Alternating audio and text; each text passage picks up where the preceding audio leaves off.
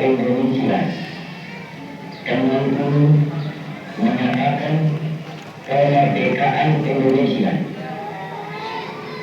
Hal-hal yang mengenai pemindahan kekuasaan dan lain-lain diselenggarakan dengan cara saksama dan dalam tempo yang sesingkat-singkatnya.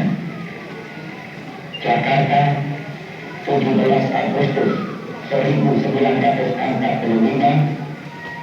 atas nama bangsa Indonesia, Soekarno,